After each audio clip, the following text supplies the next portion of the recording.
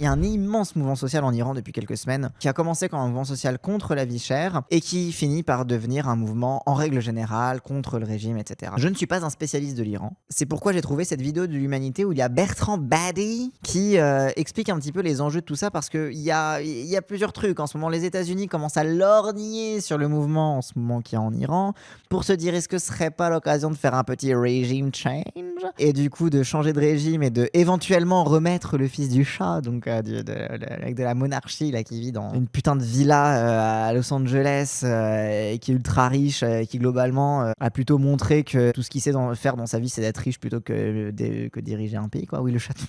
Et donc il y a beaucoup d'enjeux dont on a vite fait parler tout à l'heure liés au Venezuela car l'Iran a du pétrole et l'Iran est sous blocus total des États-Unis depuis des années, ce qui amène en partie aussi le problème de la vie chère, c'est qu'il faut savoir que la monnaie iranienne est probablement une des monnaies les plus faibles au monde.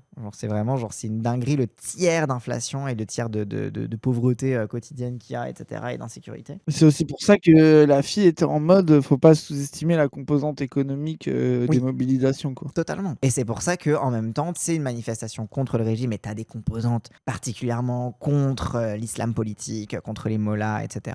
Mais t'as aussi des composantes qui sont en mode, la raison pour laquelle ils sont contre le régime, c'est parce qu'en fait, forcément, tu ne peux que associer l'islam et les chiites et l'Iran et la religion en général à la sauce dans laquelle t'es. C'est-à-dire que quand t'es dans la sauce depuis des années et que au pouvoir, c'est des religieux où en plus il y a les lois sur le hijab et un contrôle avec la police des mœurs, etc.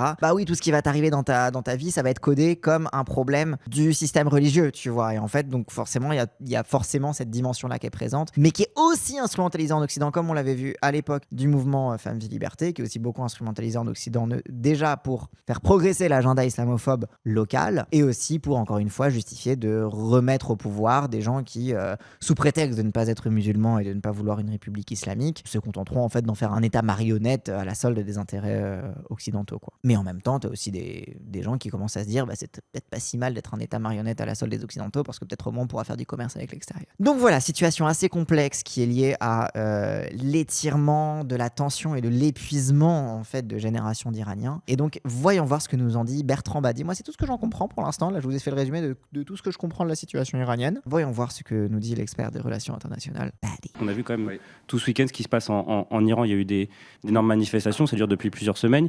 Il y a eu plus de milliers d'arrestations. On évalue à une centaine de morts. Donald Trump, encore une fois, menace d'intervenir militairement. Et parce que là, c'est vraiment le fantasme de Trump. Il se sent plus puissé depuis le Venezuela. Il est en mode c'est bon, on peut intervenir absolument partout dans le monde. On est les rois du monde et on va ramener l'ordre, c'est-à-dire la Pax Americana à coup de bombes et de contrats juteux pour le pétrole. En plus, je crois que le pétrole iranien est de meilleure qualité que celui du Venezuela. Du coup, peut-être que ExxonMobil sera un petit peu plus content. Et encore sur cette question, quand même, du droit des peuples et d'ingérence. Mais avant de venir au droit des peuples, la France est associée à des sanctions terribles contre l'Iran qui étranglent ce pays. Ce pays souffre le martyre depuis un certain temps pour des raisons liées à l'incurie du gouvernement en place, mais aussi du fait d'une pression extrêmement cruelle de la communauté internationale. Voilà, parce que non seulement t'as un gouvernement de merde, mais en plus t'as le monde entier qui te fait la pression. Alors la chemise verte de Bertrand Badi, désolé,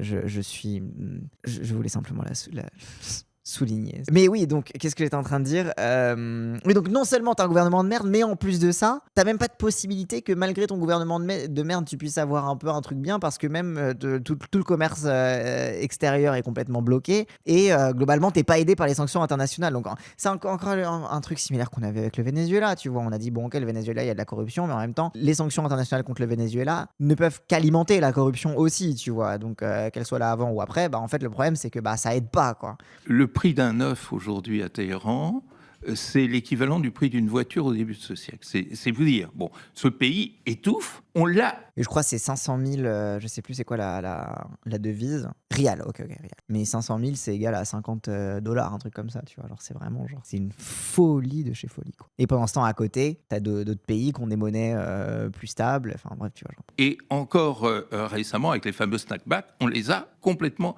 Israël n'a pas fait l'objet d'un début de sanctions. J'adore Bertrand Badi, lui aussi, finit pas ses phrases. Avec moi, Bertrand Badi. Mais ça, c'est aussi le deux poids, deux mesures perpétuelles. où il y a des sanctions sur l'Iran parce que, je sais pas, ils ont été soupçonnés un jour de commencer un programme nucléaire que personne pour l'instant peut vraiment prouver. Même si, bon, je ne vais pas dire, ça y est, on va encore me tomber dessus. Alors, mais oui, mais le programme nucléaire, regardez, il y a telle personne qui a dit que c'était... Ok, d'accord, ok, peut-être, super, génial. Mais en attendant, Israël aussi, ils ont la bombe nucléaire, jusqu'à preuve du contraire, ils n'ont pas le droit. En plus, ils font un génocide, donc, ok, l'Iran, il tire sur son peuple, mais du coup, ok, d'accord, les sanctions pour eux, mais là, sont les sanctions pour Israël. Enfin bref, toujours ce deux poids, deux mesures perpétuelles où, encore une fois, on n'est pas sorti du domaine de la loi du plus fort dans les relations internationales, quoi. L'Israël, à son compteur, en est à plus de 100 000 morts, dont un taux record de femmes et d'enfants dans tous les conflits. C'est-à-dire on ne trouve pas ce niveau de 40% de femmes et d'enfants victimes dans aucun autre conflit contemporain. Et aucune sanction n'a été prise. Mais il y a un accord dit d'association et de stabilisation avec Israël qui date de 1995, c'est-à-dire l'époque où on était dans le processus d'Oslo. Qui a cherché véritablement à le remettre en cause? Vous savez que l'Europe est le principal partenaire d'Israël. Mais je croyais que Bertrand Badil allait parler de l'Iran, mais il finit par parler d'Israël. Attends, vas-y, let him cook. Moi, je fais confiance au vieux fou. Israël, sur le plan économique, dépend de l'Europe comme elle dépend des États-Unis sur le plan militaire. Et donc, une sanction de cette nature aurait probablement changé les choses. Que ce qu'a fait l'Europe ressemble un peu à non-assistance à personne en danger. Mais presque, t'as un truc de... Il y a un monde où les Européens, ils se sont dit, non, ce serait trop cruel envers les Israéliens de leur mettre des sanctions, parce que ce serait dommage, parce que leurs conditions de vie risqueraient de baisser. Et tu sais, t'as un peu un truc de donc, vous admettez que pour vous, il n'y a pas d'égalité entre les peuples et que le peuple iranien mérite d'être affamé, là où le peuple israélien ne mérite pas pour on ne sait quelle raison, suprémaciste, impérialiste, bizarre, quoi. Vous avez raison, mais en même temps, je ne suis pas un spécialiste, mais je crois que l'Europe était celle qui a fourni le plus d'aide. Combien de milliards sont donnés chaque année à la Palestine par l'Europe? Oui, mais enfin, c'est pas ça qui arrête un carnage. Ah non, mais en aucun cas je peux cautionner ça. Attends, l'Europe donne des milliards à la Palestine tous les ans. Attends, l'Europe donne des milliards à la Palestine. Surtout, il a commencé par dire c'est l'Europe qui donne le plus d'aide par rapport à qui, en quelle proportion? Parce que les autres, ils en donnent combien? Genre, c'est... Non, mais surtout source des milliards. Oui, déjà source. Ce que je veux dire, c'est que l'Europe, dans l'histoire, je ne parle pas encore des 2 années présentes, parce que... Ah oui, dans l'histoire, ok. Donc si tu cumules toutes les aides que l'Europe a données à la Palestine, tu dois atteindre des milliards. Ok, d'accord. Des milliards sur les 50 ans derniers, oui, c'est ça. Depuis la Nakba, ils ont donné des milliards, oui. Je trouve que ce conflit devait trouver une solution le plus vite possible et dans l'intérêt de tous et dans la sécurité de tous. Mais l'Europe, depuis 50 ans... elle a ses bonnes œuvres. L'Europe, elle a fait... parfois, elle a dit que la Palestine... Elle a... Voilà. Beaucoup de bonnes œuvres humanitaires. Beaucoup de bonnes œuvres humanitaires. Attention, beaucoup de bonnes œuvres humanitaires. Œuvres humanitaires. Vous ne pouvez pas dire qu'il y a un deux poids deux mesures, parce que rappelle que de base, Bertrand Badi, il parlait du fait que l'Iran était perclus de sanctions, là où Israël, il n'y avait eu aucune sanction. Et donc, tu es un peu en mode, quel rapport avec les sanctions, du coup? Est-ce que ça rattrape le fait qu'on ne sanctionne pas Israël, le fait de donner quelques copecs aux Palestiniens, quoi? Bref. Non, le terme copec. Ah oui, des copecs? Oui, des copecs. Non, mais tu dis, je te donne rien, tu dis, je te donne pas un copec. Le fait que tu dises copec normal me fait rire, c'est tout. J'ai le droit de me taper une barre sur le terme copec. Surprise, sur une période de plus de 20 ans, environ de 94 à 2024, l'Union européenne est globalement le premier bailleur de fonds de la Palestine si on considère les aides cumulées. Cependant, sur le plan strictement étatique, un seul pays, les États-Unis occupent la première place, suivi de près par l'Arabie Saoudite, source de l'Union européenne, l'OCDE, OCHA, etc. Oui, c'est ça. C'est que si tu fais à l'échelle de l'Europe, ok, on a donné de la thune, sauf que l'Europe, c'est quand même 27 pays. Du coup, peut-être que les États-Unis, ils ont des... Bon, bref. Mais après, c'est cette tendance des gens de les relations internationales, surtout un peu les gens un peu européistes, de prendre l'Europe comme une espèce de monolithe en mode c'est bon, on n'a plus à poser la question pays par pays, parce que bien sûr ça ne compte pas que la France est la 6e puissance mondiale, non, pas du tout. On va faire ça au niveau de l'Europe, on va lisser les chiffres un petit peu. Bien sur l'Iran, quant à l'Iran justement, est-ce que vous pensez qu'une intervention est imminente? Je pense que les Américains vont faire Trump, voilà une occasion d'essayer de renverser le régime des Mollahs. Alors il n'y a pas grand monde qui peut cautionner le régime des Mollahs, parce que le peuple iranien, que j'ai connu aussi, on en a parlé avec M. Badi. M. Badi, en plus, a une origine iranienne, c'est ce que j'ai cru comprendre. Moi, j'étais allé en 79 en Iran. juste avant l'arrivée de Khomeini. Donc, vu qu'il a été en 79 en Iran Oui, avant il la connaît. révolution, c'est la preuve qu'il connaît bien la situation iranienne, bien sûr. C'est grave. Hein. C'est- J'ai passé les vacances en Iran en 73. Je peux vous dire que je sais de quoi je parle. Hein. Ah, je connais bien l'Iran, qui n'a absolument pas changé bien sûr depuis 79. Ça, ce qui me semble extrêmement important, c'est la population iranienne. Sans un copec, mot qui Ah. vient de Russie. Voilà. Sans un copec, je Voilà, peux pas sans un faire des copec. folies. Personne ne dit ça à part Henri Dess dans un morceau des années 80. Mais un copec, c'est un centime russe, quoi. genre, Sans un c'est- copec. Eh ben, moi, j'ai toujours Non, dit- tu es vieux, j'ai Cassandre. toujours dit Ce sur n'est un pas copec. grave. Mais ton cerveau a 70 ans, c'est tout. Et c'est OK. Heureusement que t'étais pas là tout à l'heure pour notre expression. J'ai dit protéiforme. Oh, protéiforme, ça va.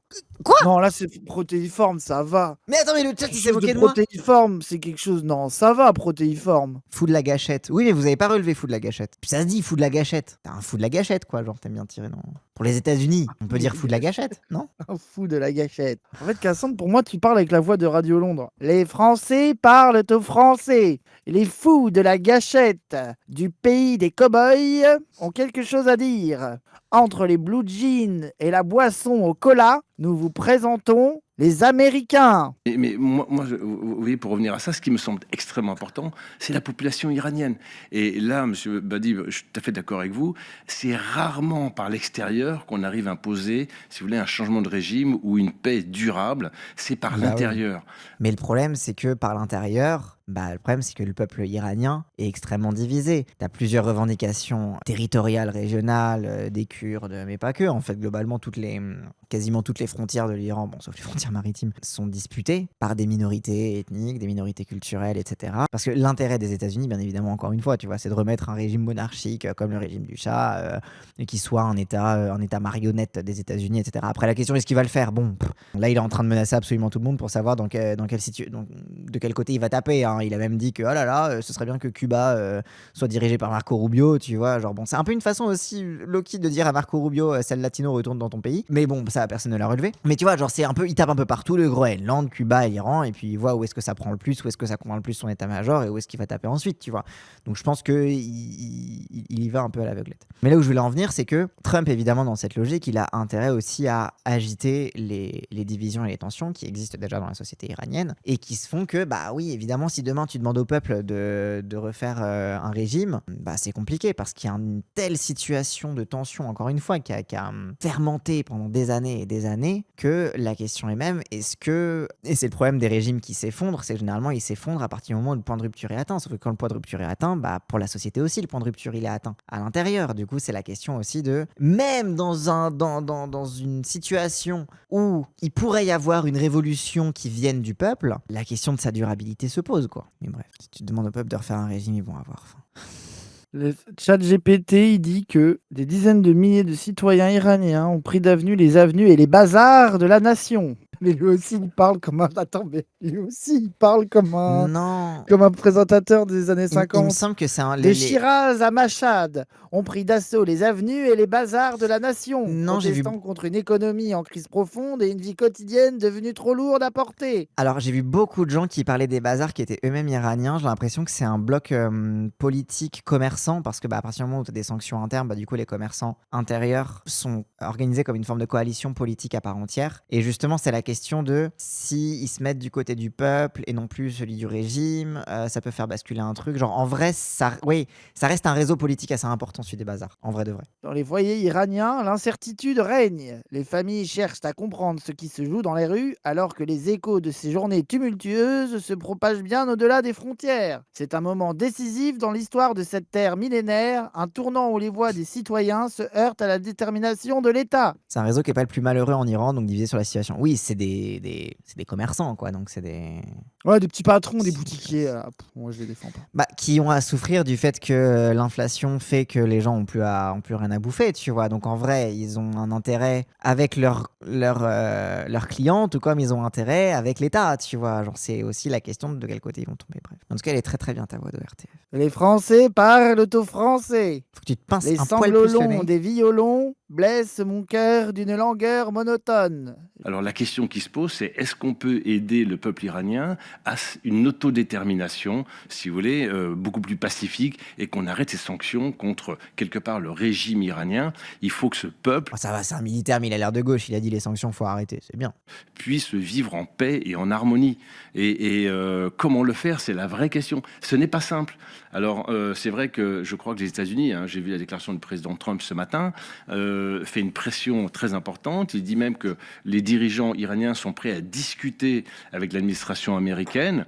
Je pense que l'avenir est au peuple. Mais est-ce que le peuple pourra s'exprimer dans le régime de Mollah ? Moi, je parle de vous de contrôle. Il a essayé depuis 30 ans, 40 ans. Il y a eu des manifestations extrêmement importantes. Elles n'ont pas abouti. Et puis aussi, j'ai l'impression que c'est la strate de Trump. C'est un petit peu ce qu'il fait aussi avec le Venezuela au final. Menacer de violence et de faire un coup de force, là, par exemple, en l'avant de Maduro. Et après, une fois que tu as bien le couteau sous la gorge, de discuter avec la nouvelle élite politique et pour toujours, en fait, baiser le peuple entre les deux, tu vois. Pour toujours, en fait, avoir une élite un peu corrompue sous sa botte qui peut lui permettre de faire ce qu'il veut dans le pays. Mais après, bon, oui, c'est le principe de la CIA, je sais pas. Oui, c'est le principe des coups d'état militaires. Oui. Mais et aussi pour ajouter de la confusion, quoi. C'est-à-dire que avec les discussions entre Trump et Delcy Rodriguez, donc qui a pris la suite de Maduro à la tête du Venezuela, ça crée aussi de la confusion à l'intérieur de la population vénézuélienne qui est en mode merde, on se fait encore plus abandonner, etc. Alors que bon, t'es en mode, en même temps, c'est quoi la marge de manœuvre de négociation ? Tout comme c'est quoi la marge de négociation des mollahs, qui, et attention, moi je les aime pas, mais eux aussi, ils sont un peu en mode merde, bon, notre population elle en peut plus, on est sous le coup des sanctions, on n'a aucun débouché de truc, ouais, vas-y, on n'a pas trop le choix, ils nous disent on discute, vas-y, on discute, ok, tu vois, genre tu sais, la marge de manœuvre est faible, mais en même temps, le fait même de prendre le peu de marge de manœuvre que tu as et de discuter avec les États-Unis, donc avec ton ennemi, en fait, c'est encore plus empirer la situation à l'intérieur, tu vois. La différence, c'est que Trump ne tente pas le changement de régime s'il réussit son coup de pression contre le régime et obtient des ressources qu'il convoite. Full gangster, zéro besoin de satisfaire une propagande libérale. C'est ça, en fait, c'est que s'il arrive à suffisamment pousser le régime théocratique, à lui vendre le pétrole comme il veut et à arrêter de détester, en tout cas à se calmer sur Israël, etc. En tout cas, à arrêter de vouloir prétendre être l'hégémon de la région, parce qu'en fait, c'est ça, c'est une guerre pour l'hégémonie dans le Moyen-Orient, en fait, qui est en train de se jouer entre Israël et l'Iran notamment. C'est qui va décider, en fait, des équilibres dans la région. S'il arrive à obtenir ça, évidemment que les mollahs ils vont rester en place, ils s'en bat les couilles que ce soit des barbus avec des turbans qui dirigent. De toute façon, pour lui, ça reste des bronzés chelous, tu vois. Genre, au final, lui, tant qu'il a ce qu'il veut, ce qui s'en fiche, quoi. Vraie question. Moi, personnellement, je l'espère. Est-ce que vous ce pensez peuple iranien que Donald puisse vivre en Trump paix. va y aller ? Et dans ce cas-là, quelle devrait être, selon vous, la position de la France ? Alors, d'abord, j'ai jamais su écrire des horoscopes, donc c'est pas aujourd'hui que je commencerai. Moi, je l'aime bien. Il a ce côté un peu, un peu papy. Tu sais, tu sens que c'est un petit peu son bon mot qu'il dit à chaque fois. Tu vas Moi, finir j'écris comme pas ça, des on sait. horoscopes. Tu vas tellement finir comme lui, mais oui, j'ai la vision. La même calvasse, teinture un peu délavée, lunettes rondes, chemise goofy. C'est tellement Cassandre. Je te vois pas être un peu gros, par contre. Après, moi, ça me va. Franchement, si je peux finir comme Bertrand Badi, c'est pas dégueu, tu vois. Il est iconique un peu quand même. Ah ouais, tellement iconique. Il a vraiment une DA. Il a un côté un peu vieux crapaud, tu sais. Non, mais dans le sens Naruto, tu vois. Et en plus, a une tortue. Oui, tortue, crapaud, oui. Oui, tortue, crapaud, c'est pareil. Juste que le mot crapaud, j'aime bien, c'est crapaud. T'as le croassement du crapaud dans le mot crapaud. Si on écoute ce qu'il dit, ce président des États-Unis, on sent qu'il y a quand même quelques éléments de retenue. La manière dont il a pratiqué au Venezuela, c'était pas l'intervention directe, c'était l'action d'un commando, ce qui est tout à Ouais, mais après, je vois ce qu'il veut dire en mode là, Trump, il fait un peu plus bellec sur l'Iran. Il est moins genre en mode va-t'en guerre que sur le Venezuela, etc. Est-ce que c'est pas aussi un peu parce que le fait d'avoir été en mode all-in sur le Venezuela, ça a pas réduit sa marge de manœuvre sur les autres ? Après, quoique, il a toujours été un peu prudent sur l'Iran. C'est vrai que quand l'Iran avait, quand il y avait eu les échauffourées entre Iran et Israël, il y était allé, mais il n'avait pas non plus épilogué dessus. fait. C'est pas boots on the ground, comme on disait autrefois. Il y a... Oui, c'est vrai que quand il menace, les pays qu'il menace d'envoyer des bottes sur le sol, d'envoyer une intervention militaire, c'est plus le Mexique et Cuba. C'est plus dans le domaine de l'Amérique latine, mais il va moins aller menacer d'intervention militaire l'Iran, ça c'est clair. Même s'il dit, faudra qu'on intervienne. Il faut quand même pas l'oublier. Dans la société américaine, deux tendances contradictoires. Et c'est très difficile d'arbitrer entre les deux. Il y a d'une part, Make America Great Again, c'est-à-dire montrer que les États-Unis restent la superpuissance dont on doutait qu'elle existât encore. Et ça, c'est toutes ces démonstrations. J'adore quand il parle comme ça. C'est vraiment. Mais en fait, juste limite. Alors, mais Et Trump chut sur l'autel de la grandeur des États-Unis, que l'on sut qu'il n'exista point encore. j'ai un pote, tu sais, mon pote Kevin, il Oui. imite, mais tellement bien. Genre, c'est vraiment, c'est la meilleure imitation. Imité. Bah, c'est stylé un peu d'imiter Bertrand Badi. C'est vraiment tellement Sciences Po. C'est stylé. Les gens, ils Une veulent imiter certaine Sarkozy. retenue dans la société américaine, car il y a deux camps dans la société américaine, il ne faut pas l'oublier. Une première qui est un peu Make America Great Again, c'est-à-dire montrer notre puissance, mais une autre qui croit aussi à une forme d'isolationnisme. Tiens, il parle un peu comme ça, j'adore. Oh là là, bref. Pardon, je reprends du coup. Qu'est-ce qu'il dit sur les Américains? Que oui, d'un côté, t'as les MAGA et de l'autre... On oui, pardon. doutait qu'elle existât encore, et ça, c'est toutes ces démonstrations de force trumpienne, mais il y a aussi ce sentiment qu'il ne faut plus intervenir tous les jours à l'extérieur, que ça coûte cher, que ça coûte économiquement, que ça coûte en vie humaine, etc. Oui, c'est que la promesse de Trump, c'est ce qu'on voyait avec le Venezuela en final. C'est que d'ailleurs, c'est ce qu'ils ont dit aussi sur le stream anti-imp chez Wissam. La promesse de Trump, c'est non, mais on intervient à l'étranger, mais c'est pour mieux baisser les prix du carburant chez nous. Tu vois, genre en mode, s'il y a plus de demande de pétrole, bah, ça va mécaniquement baisser les coûts et du coup, ça va régler le problème de l'inflation. Sauf qu'en fait, bah, les États-Unis, tout ce qu'ils voient sur le sol, c'est la Gestapo qui va buter les gens dans la rue, tu vois. Donc bon, est-ce que ça réussit vraiment à convaincre? Il y a ces deux éléments contradictoires entre lesquels il faut bien arbitrer. Il y a dans l'entourage même trumpien, ça on le sait parce qu'il s'exprime, des gens qui disent non, on n'a pas à aller jouer les gendarmes partout dans le monde. Comment va-t-il arbitrer entre ces deux tendances? On n'en sait rien. Moi, je rejoins tout à fait ce que disait le général, c'est-à-dire que je ne connais pas dans l'histoire d'intervention qui, de ce point de vue-là, c'est-à-dire de la mise en place d'un nouveau régime, ce qu'on appelait autrefois le régime change, ait abouti à du positif. Et c'est clair que au niveau du régime change, t'as pas besoin d'envoyer des soldats sur place pour obtenir un changement de régime, tu vois. Tu peux suffisamment faire bouillir la contestation et disloquer la société pour y mettre une révolution fantoche, une color révolution, etc., quoi. Il n'a pas besoin de menacer d'intervention militaire pour obtenir ce qu'il veut en Iran, quoi. Là où je pense pour le Venezuela, c'était peut-être un peu plus compliqué. La projection extérieure dans des États qui sont des États profondément malades, hein. L'État iranien, l'État malien, l'État vénézuélien sont des États décomposés, extrêmement dysfonctionnels de bien des points de vue. Tout ça, ça ne peut pas fonctionner. Et il y a un scénario qui peut se profiler, mais encore une fois, pas d'horoscope, hein, qui est un peu ce qu'il a essayé de faire Trump au Venezuela. Prélever dans le système actuel des éléments qui pourraient assurer une forme de transition pacifique. Oui, donc voilà, c'est ce que je disais. Utiliser les forces, par exemple, les gens qui sont dans la rue, soit qui réclament le retour du chat, par exemple. Il y en a un. Prendre ceux qui l'arrangent dans la rue, prendre ceux qui l'arrangent dans les mouvements militants actuels, pour pouvoir s'appuyer sur eux, pour dire c'est eux qui sont légitimes, c'est eux qui ont raison, c'est eux qui résument la demande populaire. Et après, utiliser l'Iran comme support pour aller, déjà pour le nouveau gouvernement, d'aller mater les rébellions régionales, notamment kurdes, mais pas que, encore une fois, dans le reste du pays, notamment près des frontières. Et pour lui, Trump, du coup, de s'assurer que dans ces endroits-là où il y a peut-être des ressources minières à aller récupérer, de pouvoir sécuriser ses approvisionnements économiques, quoi. Et sans changer un régime, tu peux soutenir une force contestataire plutôt que... Oui, c'est ça, c'est ça. En fait, le problème, c'est que l'Iran est dans une telle situation, encore une fois, hein, je vous redonnais l'exemple de la monnaie, qui est une des monnaies les plus faibles au monde, que rien que leur garantir un changement de système monétaire dans lequel ils puissent retrouver un peu de pouvoir d'achat, est-ce que ça suffirait pas un peu, cyniquement, à calmer les contestations et à se donner un peu un semblant de pacification de la société, tu vois? Et donc t'as un truc aussi où c'est un peu ce que j'expliquais pour l'Amérique latine quand je parlais du Venezuela, c'est que les peuples sont tellement épuisés, sont tellement exsangues, ils ont tellement plus de capacité à se projeter dans l'avenir, à même croire à la stabilité, que le moindre excité qui va leur promettre un petit peu de pouvoir d'achat, bah matériellement ça va leur... Tu sais, c'est un peu souvent le truc qu'on dit à gauche de les gens qui votent extrême droite parce qu'ils considèrent qu'ils se paupérisent et qu'ils perdent en pouvoir d'achat, etc. Une fois la gauche au pouvoir, comme ils vont regagner du pouvoir d'achat, naturellement, ils vont se rendre compte que la gauche, c'est bien. Est-ce que c'est vrai ? Bon, c'est une bonne question. Mais genre, c'est un peu ce pari sur aussi un semblant de reprise économique pour faire valoir une espèce de stabilité de façade, quoi. Les Balouches, typiquement, personne ne les connaît en Occident parce qu'il y a quasi zéro diaspora, mais ils prennent autant, sinon plus que les Kurdes. Ouais, c'est ça. C'est ça. C'est tous les groupes minoritaires en Iran, et Dieu sait qu'il y en a beaucoup. Hein.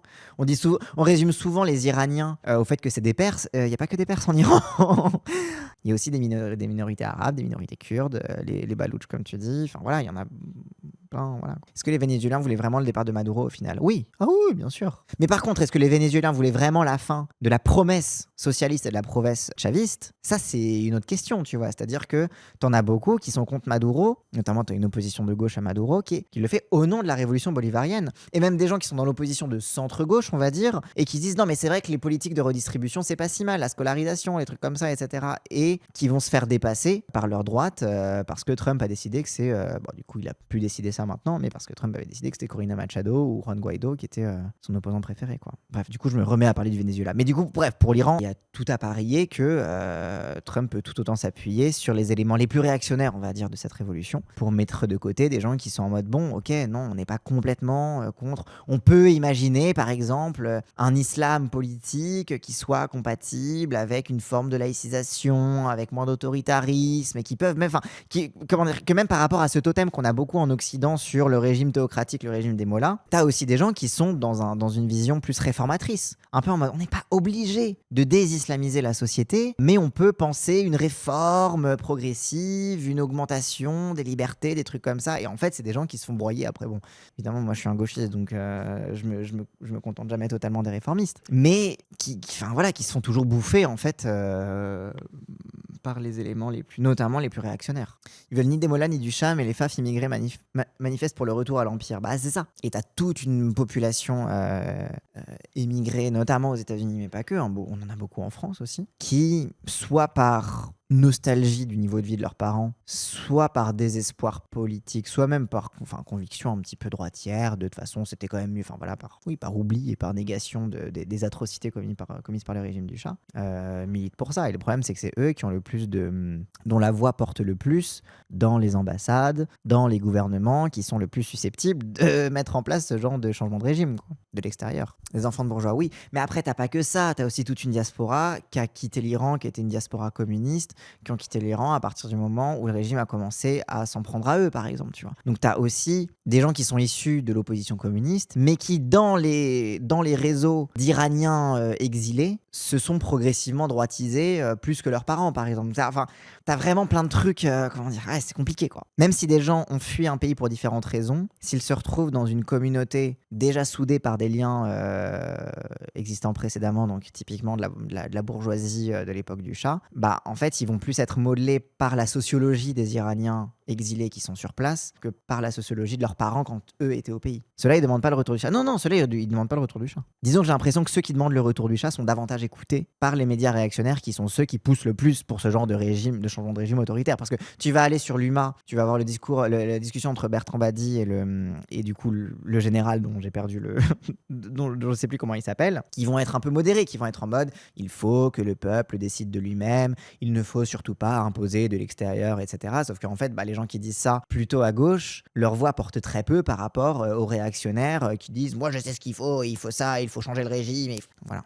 Les Iraniens de la diaspora, ils sont plus islamophobes que des Gaulois. Ouais, mais en même temps, en fait, l'islamophobie iranienne, est-ce qu'on prend tout comme on souffle un peu? Parce que moi, je comprends que des gens qui ont fui un pays où le régime théocratique est associé à l'autoritarisme, à la violence et à la misère, qu'ils associent du coup l'islam en général à ça et qu'ils soient islamophobes en arrivant. Après, qu'ils restent islamophobes en voyant comment vivent les musulmans dans le pays, là, ça devient de leur faute. Je regardais un TikTok d'un Iranien musulman exilé qui lui est resté musulman, il est contre l'islamophobie, etc. et qui dit en même temps, faut le comprendre, d'un autre côté, t'as des Iraniens qui, en exil, découvrent d'autres façon de vivre l'islam, parce que quand même l'islam chiite, c'est quand même un truc, une spécificité iranienne quand même de bien des façons, et du coup qui, en rencontrant aussi d'autres façon de penser l'islam, de penser même les relations entre l'islam et l'État dans les différentes traditions musulmanes qui peut exister dans les pays occidentaux par les différentes populations immigrées, issues de l'immigration, etc., les populations musulmanes sur place, qui aussi changent d'avis et ouvrent leur vision sur leur propre rapport à l'islam, etc., et se guérissent un peu de leur islamophobie en rencontrant d'autres musulmans, tu vois. Tu vois, il y a un truc à la fois en même temps, c'est compréhensible, mais en même temps, une fois que t'es dans le pays, ça devient de plus en plus ta faute de pas doser, tu vois. Genre, c'est un peu mon avis. Ouais. Je comprends totalement, apostat, mais de l'islamophobie, ça passe à les Arabes nous ont colonisé l'esprit, on est assyriens. Oui, il y a aussi ça. Il y a aussi qu'il y a une tendance à énormément réécrire et vouloir désislamiser l'histoire de l'Iran, alors même que l'islam iranien a une spécificité culturelle iranienne. En fait, c'est ça qui est intéressant, c'est que l'islam chiite iranien, c'est vraiment un blend particulier, tu vois, c'est vraiment un bain culturel assez unique, qui est typiquement iranien, et du coup, essayer de dissocier l'islam de la culture iranienne, c'est un peu absurde en réalité, mais bon, comme d'habitude, c'est l'importance de la réécriture de l'histoire pour arriver à des fins politiques, et voilà, je ne refais pas l'histoire. De se réaliser. Alors, ce peut être des éléments modérés, je hors de ce terme parce qu'il ne veut rien dire, du régime actuel, il y en a beaucoup, faut pas oublier. Faut pas oublier que l'actuel président Pezeshkian a été élu contre un conservateur. Oui, et c'est aussi ça, souvent, quand on parle, souvent la façon de parler du régime des mollahs, c'est aussi une façon, dans la simplification du discours, de passer sous silence les contradictions à l'intérieur. C'est comme quand tu parles de la Chine et que tu dis le PCC, tu vois. Bah oui, mais il y a différentes tendances à l'intérieur du PCC, différents intérêts qui peuvent être pertinents aussi quand tu analyses le... Enfin, bref. Vous avez capté. Et s'il a été élu contre un conservateur, c'est parce que le guide n'était pas contre. Donc ça voulait dire qu'il avait déjà en tête la nécessité de réformer le système de l'intérieur. Ça peut être l'approfondissement de ce processus. Mais après, le problème, c'est que la violence des manifestations peut aussi convaincre le régime d'abandonner ses velléités de... Enfin, et encore une fois, velléités de réforme. Bon, on met des guillemets dans tout ce que je dis, globalement, mais de se dire, bon, de toute façon, on peut rien y faire, tout ce qu'ils comprennent, c'est l'autoritarisme, on pourra pas réformer progressivement le pays, etc. Si on réforme, on y laissera nos plumes. Alors tant pis, tu vois. Donc t'as aussi cet effet boomerang qu'il peut y avoir vis-à-vis d'un régime autoritaire qui essaye de donner des gages en laissant élire un modéré qui peut-être éventuellement, en levant le pied un peu sur le voile, même si en réalité, bon, quand tu levais le pied sur le voile, ça veut pas dire que les problèmes de la police des vêtements a disparu de l'Iran, tu vois, mais c'est qu'il y a certaines évolutions progressives, etc., etc. Après 600 morts quand même, bah oui, c'est ça. C'est qu'en fait, à ce stade, je pense que t'es en mode, bon, les réformes, c'est foutu, tu vois. Des pressions très très grandes d'intervention, d'abord côté israélien, je suis pas sûr que Israël et les États-Unis soient exactement sur la même longueur d'onde de ce point de vue-là. Oui, Israël a l'air beaucoup plus belliqueux envers l'Iran que les États-Unis qui ont l'air plus prudents, quoi, et aussi parce que ça coûte cher. Justement, par rapport à Israël, puisqu'on sait quand même qu'il y a une guerre il y a encore quelques mois entre Israël et l'Iran, enfin une intervention israélienne. Est-ce que par contre ce scénario-là est plus plausible, c'est-à-dire qu'Israël aujourd'hui, vu la faiblesse et les manifestations, puisse intervenir avec l'accord des Américains sur place? Moi je pense pas, parce que c'est extrêmement maladroit, extrêmement mal perçu, et ce que dit le professeur Badi est tout à fait juste. Je pense qu'il faut trouver un système de pression sur le régime des mollahs pour arriver à faire une transition la plus pacifique possible. Mais est-ce que la rue, depuis 35 ans, qui essaye, et on a vu les excès affreux de ce régime des mollahs, va laisser la rue s'exprimer suffisamment? Je crois qu'on est déjà à 200 morts de manifestants. Enfin, je veux dire, les policiers... Oui, genre ça tire à balles réelles, quoi. Genre c'est vraiment, genre c'est une boucherie, le bordel, quoi. Et genre c'est ce que je disais, c'est que c'est en mode, ils vont encore moins vouloir laisser s'exprimer le peuple à partir du moment où où le peuple a commencé à dire de toute façon dégagez tous, et surtout à partir du moment où ils ont commencé à les buter, tu vois. Genre il y a un point de non-retour qui est atteint, quoi. Réagissent à balles réelles quand même contre les manifestants. Donc c'est hyper dangereux évidemment pour la population. Est-ce qu'il n'y a pas le risque aussi de voir placer quelqu'un depuis l'extérieur, comme le fils du chat dont on entend pas mal parler ces derniers jours? Mais bien sûr, il y a un risque. Moi, je pense qu'on n'a qu'une seule directrice en permanence. Quel est l'intérêt, le meilleur intérêt pour les peuples, pour le peuple iranien, qui est un peuple formidable en fait, qui a une histoire absolument incroyable et qui a envie de liberté et qu'on le respecte. Et force est de constater que depuis 45 ans, le régime des mollahs a vite dérivé et qu'il n'est pas respecté. Donc moi j'espère franchement que le peuple, que la rue va se retourner et décide de... Ouais, mais encore une fois, le problème c'est la rue, c'est comment est-ce que le mouvement va se coaguler et parler d'une même voix, tu vois. Genre c'est la difficulté, et toutes les étapes qui vont amener le processus destituant à un processus constituant, pour parler en langage mélenchonien, de révolution citoyenne, c'est tout un processus complexe qui peut être saboté à tous les étages, quoi. Ce que je voudrais dire, c'est que le point de départ de ces manifestations, ce sont des soucis économiques liés à une souffrance sociale énorme. Et c'est ça, voilà, revenir toujours à... Rappelle que de base, c'est des manifestations contre la vie chère. Et quand on parle de manifestations contre la vie chère, c'est pas les étudiants français qui font la queue à l'aide alimentaire, ce qui est déjà un immense scandale. C'est genre juste, ta monnaie ne vaut rien. C'est quand même une crise extrêmement profonde. Et pour que ça arrive à ce stade, c'est que ça fait des années que ça pourrit, quoi. Ce pays est en train de crever, si vous me passez l'expression, parce que non seulement les classes populaires, mais aujourd'hui des classes moyennes iraniennes, et j'en ai des témoignages très précis, les classes moyennes sont en train de basculer dans l'extrême pauvreté. Donc l'urgence, on a tendance à l'oublier dans des périodes d'effervescence, elle est économique. Oui, c'est ça, et que le risque, c'est aussi qu'on se perde dans des considérations géopolitiques qui sont importantes, parce que déjà, elles nous concernent en tant que pays impérialiste, et elles concernent aussi les gens qui sont en diaspora, enfin, dans la diaspora, chez nous, etc., etc. Mais dans des considérations de rapport entre grandes puissances et de est-ce que l'Iran va s'allier avec les États-Unis, est-ce que les sanctions...